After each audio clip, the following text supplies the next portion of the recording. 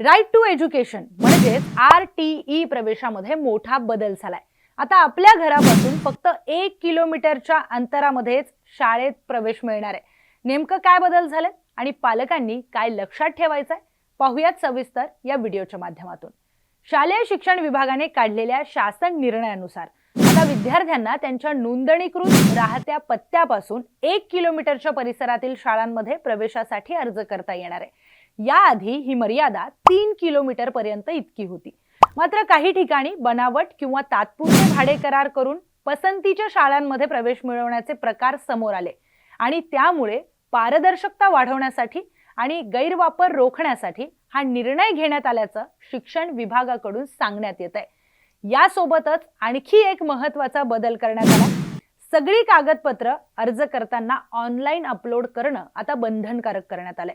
पूर्वी काही पालक कागदपत्रे नंतर सादर करत होते, मात्र आता अर्ज करतानाच आधार कार्ड, पत्ता पुरावा आणि इतर आवश्यक कागदपत्रे अपलोड करावी लागतील। अपूर्ण किंवा चुकीची कागदपत्रे असल्यास प्रवेश नाकारला जाऊ शकतो। जर अर्जामध्ये दिलेला पत्ता आणि आधार कार्डवरील वेगळा पत्ता असेल तर वैध भाडे करार किंवा सध्याच्या वास्तव्यासंबंधी पुरावा सादर करावा लागणार आहे। तक्रार आल्यास संबंधित अधिकाऱ्यांकडून पत्त्याची पडताळणी देखील केली जाणार आहे। तर RTE कायद्यानुसार खाजगी विनाअनुदानित शाळांमध्ये 25% जागा आर्थिकदृष्ट्या दुर्बल घटकांमधील विद्यार्थ्यांसाठी राखीव असतात। राज्य सरकार या विद्यार्थ्यांच्या शिक्षण शुल्काची भरपाई करते। मात्र मागील काही वर्षांमध्ये प्रवेश प्रक्रियेमध्ये गैरप्रकार, अपूर्ण कागदपत्रे आणि शेवटच्या क्षणी वाद निर्माण होत असल्याच्या तक्रारी वाढल्या।